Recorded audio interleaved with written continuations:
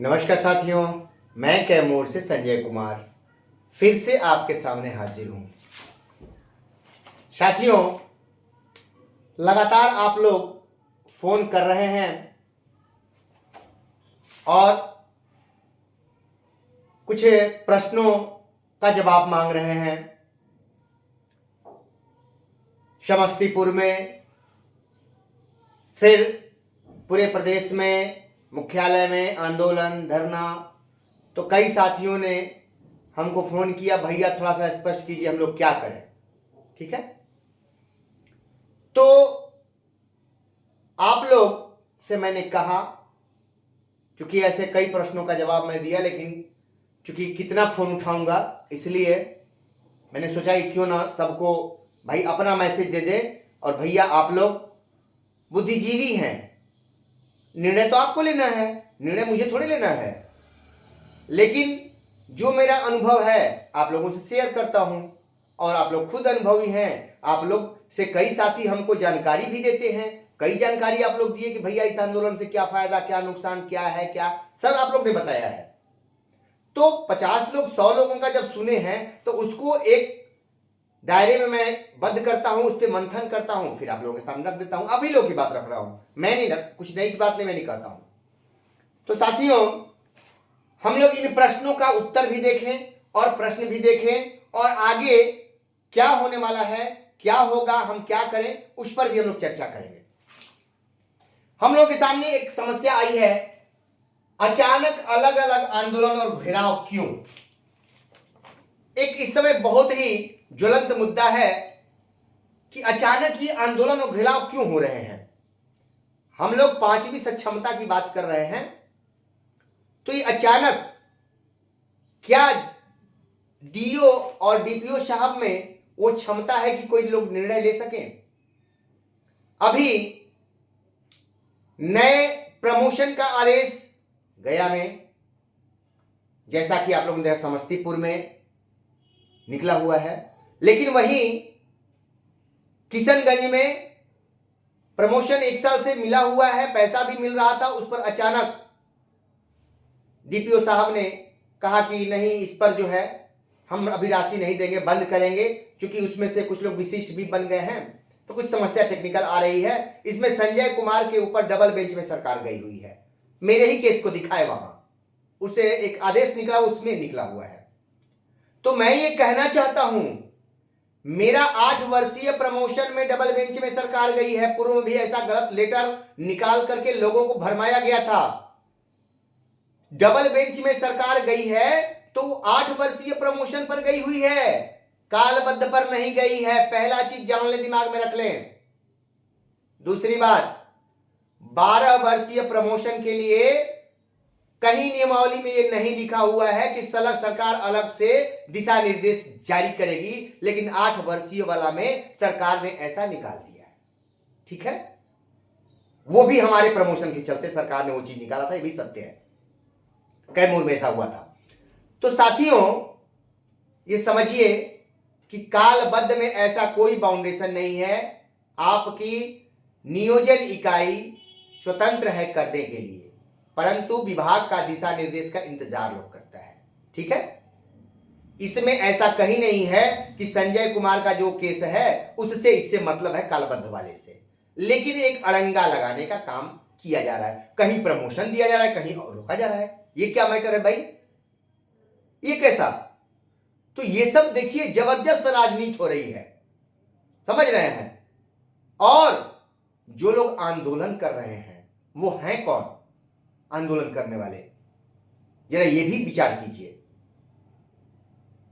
भैया, समझिए चीजों को। हम दूसरे पॉइंट पर आते हैं। पहला पॉइंट, अचानक अलग अलग आंदोलन घेराव क्यों। उसमें दूसरा में छुपा हुआ है 4206 4207 का विरोध क्यों नहीं। मैं इसी आंदोलन करने वालों से पूछना चाहता हूं, 4206 और 4207 एकदम ये लेटर गलत है। कोई गजट नहीं है, मंत्रिमंडल ने पास नहीं किया है, राज्यपाल के सिग्नेचर से नहीं निकला है, वित्त विभाग से नहीं निकला है, ये पदाधिकारियों के द्वारा निकाला गया है। ठीक है, ये लेटर रद्द हो सकता है, कोई इसमें दिक्कत नहीं है। तो कहने का मतलब है कि 4206 और 4207 पर ये आंदोलन क्यों नहीं किए लोग? मैं पूछता हूं सवाल, आंदोलन क्यों नहीं हुआ इस पर, इन दोनों पत्रों पर? राज्य को समझिए, 4206 नियोजित को नुकसान पहुंचाने के लिए है और 4207 भी वही सरकार की रणनीति है, आपको विशिष्ट बनाने के लिए। देखिए ये है 4206।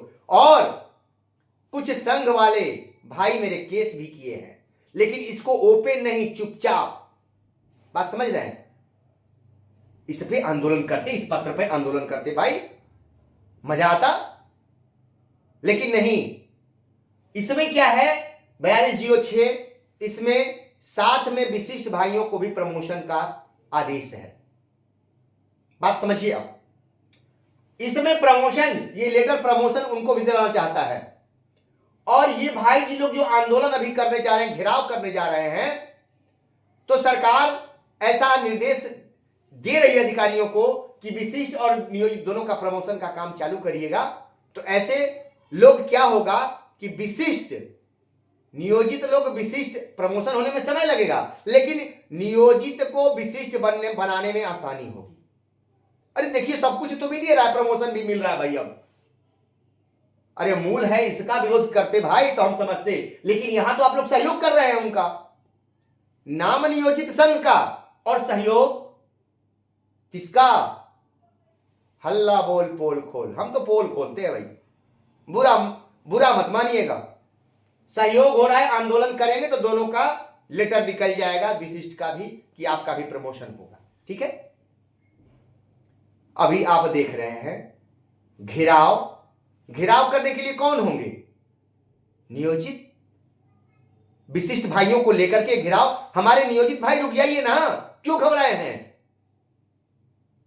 5वीं सक्षमता से पहले कुछ नहीं देने जा रही है। कुछ लोग इंतजार में थे कि हम सक्षमता पास कर गए हैं और प्रमोशन ले लेंगे, उसके बाद विशिष्ट बन जाएंगे। अब उनका मिशन फेल हो रहा है, समझिए बात को। तो आप थोड़ा इंतजार कीजिए। हमारे नियोजित भाई क्यों घबराए हुए हैं भैया? समझिए बातों को। और बहुत पहले से खेल होता आ रहा है, आप देख रहे होंगे कि इधर आप से आंदोलन, आंदोलन में जाएंगे नियोजित भाई, और फायदा किसको होगा असली? आप आगे समझ रहे हैं, समझिए बातों को। तो भैया एक बार आप नेताजी सबको लेके चल रहे हैं, तो विशिष्ट भाइयों को सिर्फ लेके जाइए ना, जरा घेराव कीजिए, मजा आए। क्योंकि सरकार तो दे दी है 4206 में कि उनका भी प्रमोशन होगा, 4207 उनका भी प्रमोशन होगा, वरीयता में डेट ऑफ बर्थ सीनियर होगा। आज तक संविधान के किसी अनुच्छेद में ऐसा नहीं है कि डेट ऑफ ज्वाइनिंग ही उड़ जाए। मैं कहता था कि बहुत सारी चीजें हैं, लेकिन क्या करूं, आप लोग के चलते, कुछ लोगों के चलते मजबूर होना पड़ रहा है, लेकिन उससे कोई नुकसान नहीं होगा हम लोगों को। असली रणनीति तभी मेरे पास है, हम रखे हुए उसको नहीं ओपन कर रहे हैं। लेकिन ये देखिए 4207, 4206, इसका विरोध नहीं, घेराव करने चले प्रोन्नति का। तो ऐसा एहसास हो रहा है कि प्रोन्नति 10-20 दिनों में शुरू होने जा रही है। तो देखिए, हमने आंदोलन किया तो प्रोन्नति का काम शुरू, पीटो डफली खूब, यही हो रहा है साथियों। अब तीसरा प्रश्न उठता है, चुनावी लाभ के लिए फिर वही पुराना खेल। आप लोग देखें, सारे संघ अलग अलग आंदोलन, सुप्रीम कोर्ट से लेकर आंदोलन तक में आप देखे होंगे, गले मिलते थे, गलबैया करते थे और चाह रहे थे कि कब किसको पटक दे। जब आप इतने ही नियोजित के योद्धा हैं और बहुत हितैषी अचानक हो गए हैं, 1 साल से जुबान नहीं निकल रही थी, चुप थे, उनको लग रहा था कि सारे नियोजित तो विशिष्ट बन जाएंगे, अब हम क्यों करें विशिष्ट का विरोध, सब लोग बन जाएंगे, चुपचाप रहो, बोलना ठीक नहीं है, नहीं तो आगे चुनाव लड़ना है, दिक्कत हो जाएगा, सब इन्हीं लोग के हाथ में रहेगा, कैसे होगा। बात समझिएगा मेरी। अब जो है वही खेल किसी संघ वाले के एजेंडे में साफ साफ दिलवाइए ना भाई कि नियोजित के लिए वो दो सबको लेके चल रहे हैं, तो खोल के बोलिए ना कि हमारे लिए सारे शिक्षक हैं, ये बोल दीजिए। लेकिन नियोजित के लिए कौन है स्पष्ट ये कर दीजिए ना भाई, हम ये चाहते हैं। हम लोग की संख्या कम है। ये वही पुराना खेल है। कई लोग हमसे परेशान हैं। हम छोटा सा समूह वाले हैं भैया, हम कोई महासंघ संघ वाले नहीं हैं। हम छोटा सा एक समूह बनाए हुए हैं और उसी समूह से लोगों को जागृत करते रहते हैं। कोई नेता नहीं है मेरे भैया, हम एक शिक्षक हैं, लोगों को जगाते रहते हैं। चीजें आप ही लोग हमसे कहते हैं वो सबके तक पहुंचाते हैं। ना हम गाली देते हैं ना कुछ करते हैं, शिक्षक के मर्यादा में ही काम करते हैं। ठीक है, मेरी मर्यादा है। मैं ये नहीं कह सकता कि मास्टरवा है तो फलनवा ढेकनवा, ये सब मतलब ऐसा शब्द मैं यूज नहीं करता शिक्षकों के लिए, कि जो भी हैं विशिष्ट भी हैं, वो भी शिक्षक हैं, विद्यालय वो भी शिक्षक हैं। सबकी एक मर्यादा है, वो शिक्षक तो हैं, तो उनके लिए गलत शब्दों का यूज हम नहीं करते हैं। ये मेरे कोर्स में नहीं है। एक मर्यादा है, वो मर्यादा के तहत मैं बोलता हूं। तीसरा चीज, गुरिल्ला युद्ध के ऐलान से उड़ी नींद। ये हमने जो ऐलान कर दिया ना गुरिल्ला युद्ध का, इससे कई लोगों की जमीन खिसक गई है। सच्चाई समझिए, उसका भी बताऊंगा कैसे। अभी एमएलसी का चुनाव भी है, कई लोगों की नींद उड़ी हुई है। कुछ लोगों की सोच थी कि नियोजित तो कम बचेगा ही नहीं, फिर इनके चक्कर में क्या पड़ना है। लेकिन यहां तो संख्या 1 लाख बच गई है। अब उनका नींद उड़ा हुआ है। अचानक उनका, कैसे कहते हैं ना कि भोजपुरी में, कि माया छछा गल बा। जैसे आदमी होता है ना कि कोई अवस्था में, अंतिम अवस्था होती है उसकी, और आदमी कहता है कि बचवा कहाँ बाना, बचिया नहीं। आप देखे होंगे बुजुर्ग आपके अंतिम सांसें गिन रही होते हैं तो फलानवा कहाँ बाना, सबको खोजते हैं लोग। याद है ना आप लोगों को, आप देखे होंगे। उम्र हो गई है सबकी 50, 55, 40, कोई 35, तो देखे होंगे कि बचवा कहाँ, फलानवा कहाँ बाना, सबको खोजते, सब लोगों को बुलाया जाता है। तो ऐसे माया छछा गया है। अब नियोजित की याद पड़ी है। उस अवस्था में दुश्मन भी नहीं दिखते हैं, लेकिन अब लग गया कि इनकी संख्या तो जबरदस्त है और रोड पर लड़ने के लिए नियोजित ही आ सकते हैं, वो तो आएंगे नहीं। तो अब इनके लिए तो अचानक माया छलक पड़ा है नियोजित के लिए। और सारे संघ वाले, जब इतना माया छलक गया है तो क्यों नहीं अपना संघ का डफली अलग रख करके और सारे नियोजित एक साथ कर लीजिए ना भैया। देखें जरा, आपका वो संघ का डफली किनारे रखिए ना, सारे नियोजित एक साथ, एक आवाज। क्या दिक्कत है? इस पे कोई तैयार नहीं हो रहा है। समझ रहे बात को? इसलिए नियोजित भाई सावधान, जंग का है ऐलान, लेकिन जंग ढंग से लड़िए। अगर नहीं तो आप हार हो जाएगी आपकी, आप परास्त होंगे अपने लोगों से। और वही अपने लोग जो हराते आए हैं फिर से खड़े हो गए हैं, फिर से जिंदा हो गए हैं। अचानक छलक पड़ा है माया हम नियोजितों के लिए। आप समझ रहे होंगे कि मैं कहना क्या चाहता हूं। अब गुरिल्ला युद्ध से कैसे नींद उड़ी, इसको मैं समझा देता हूं कि गुरिल्ला युद्ध से नींद उड़ी है कैसे।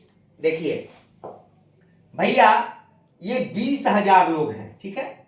100 रुपया देते हैं तो 20 लाख रुपया होता है, ठीक है।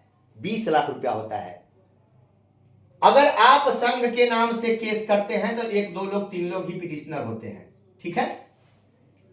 एक केस में पहला, मान के चलिए सीनियर नहीं रखेंगे तो 1,75,000, 80,000 में फरी आ जाएगा पिटिशनर, यानी उससे भी कम में, चूंकि आप पहले का स्थिति अलग था। तो आपका मान के चलिए कि 1 लाख में फरी आ गया, ठीक है। 5-7 वसूल लिए 20,000 लोगों से 20 लाख, खर्चा हुआ 10 डेट भी चला, तो उसके बाद 1 लाख पहला में हुआ। तो अगर 10 डेट भी सीनियर रख के बहस करवाते हैं तो 10 लाख खर्चा हुआ, 10 लाख केस में फाइनल डिसीजन आया और 10 लाख खत्म।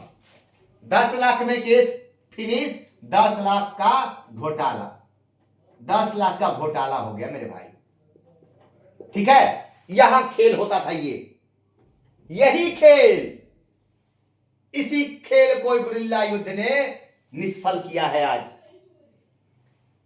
जिस समय भैया मेरे, देखिए, अगर 2 लाख लोग हैं तो 4, ये आपको 20,000, अगर 20,000 लोग 200 रुपया देते हैं तो ये 40 लाख रुपया होता है मेरे भाई। सोचिए, अगर 20,000 लोग 200 रुपया दिए तो 40 लाख, केस खत्म हो गया 10 लाख में, और 30 लाख का घोटाला। कई हमारे पूर्व के संघ के बड़े बड़े नेता चिल्ला रहे थे कि फलाने बंगला खरीद लिए। हम नहीं कहते थे, वही लोग सुनाते थे कि बंगला खरीद लिए, गाड़ी खरीद लिए, 2-4 को केस हो भैया हो गया तो जरूर खरीदा जाएगा बंगला गाड़ी, निश्चित तौर पे। मैं भी चंदा दिया था।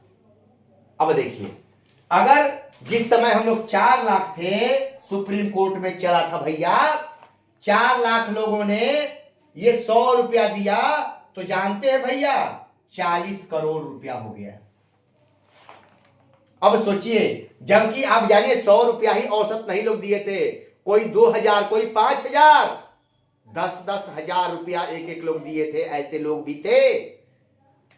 अब सोचिए, औसतन अगर 500 भी हो गया तो 2 अरब रुपया, 40 पाँच 200, 2 अरब रुपया भैया केस के नाम पे गया था शिक्षकों का। बाकी आगे आप समझते होंगे। मैंने क्या किया, 201, 351 या 301, यही ना कह रहा हूं। इतने लोगों में अगर 1,000 रुपया औसतन पड़ा तो हम एक केस इतने लोग लड़ जाएंगे। मैं औसत निकाला, अभी आगे सब बताऊंगा, अभी नहीं, इंतजार कीजिए। क्योंकि मैंने मना किया है कि मेरे नाम पे 1 रुपया आप लोग किसी को नहीं दीजिएगा, 1 रुपया नहीं, किसी को नहीं देना है। बस ये 201 ग्रुप पूरा हुआ, मैंने मना कर दिया कि नहीं, किसी को मत दीजिएगा, 1 रुपया नहीं। सीधा कांटेक्ट कीजिए, इस ग्रुप में जो लोग शामिल हैं वही मात्र पैसा दिए हुए हैं। उसके बाद अगर आप कहिएगा चूंकि, तो मैं उस बात को स्वीकार नहीं करूंगा। चूंकि इतने लोग ही, अगर नहीं आपने पैसा दिया है तो हमको फोन कीजिए, हमको फोन कीजिए।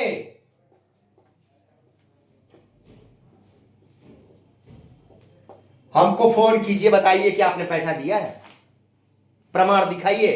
ऑनलाइन ही दिया है आपने, 1 रुपया गलत कहीं आपका नहीं जाएगा, सबका हिसाब। तो यही मेरा कहना है कि इतने लोग 301, 351 लोग, मामूली 351 लोगों का जो रखे हैं, इसमें बहुत कम राशि लोग देंगे और एक केस के लिए पर्याप्त है। छोटे छोटे टुकड़ी में आप केस जीत जाइएगा और घोटाला नहीं होगा। वही तो हम लोगों को बर्बाद किया है।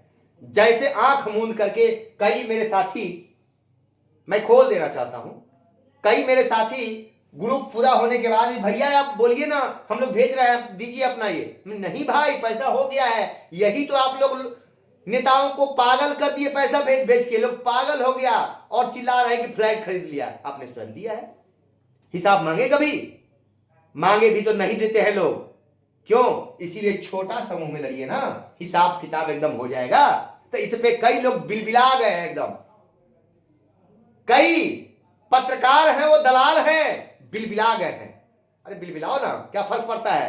संजय कुमार पर दाग लगाना चाहते हो, वो लगने नहीं दूंगा।